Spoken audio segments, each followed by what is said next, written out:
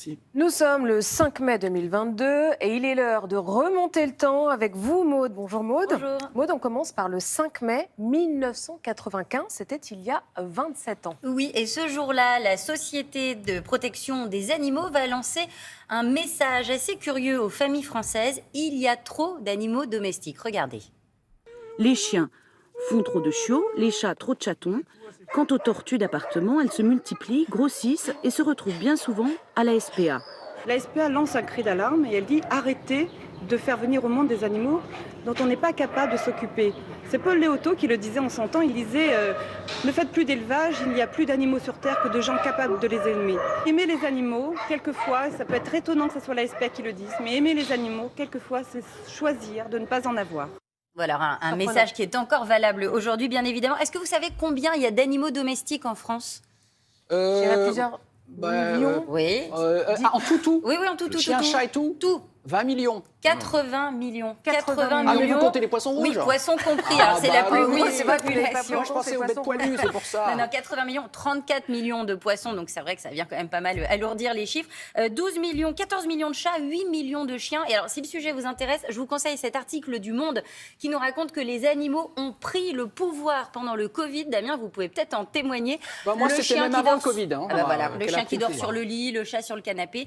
Je peux également en témoigner puisqu'il est très clair que j'habite chez mon chat désormais.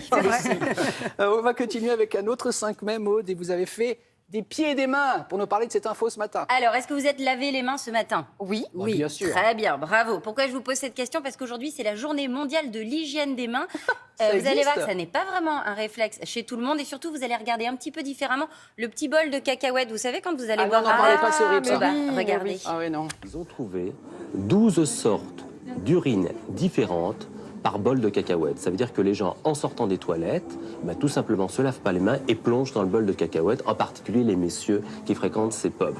Ah, ils ont Alors- bien dit les messieurs. Oui, tout à Voilà. fait. C'est On vrai que s'en c'est fout. moins pour les dames. Alors, rassurez-vous, certains ont essayé d'inventer justement des mécanismes pour obliger certains à se laver les mains. Alors on Là, si vous termine. ne passez pas devant l'eau, devant le robinet, vous ne sortez pas. La porte reste bloquée. Pour quitter les lieux d'aisance, le principe est simple. En fait, il suffit de passer les mains devant le capteur situé sur le robinet.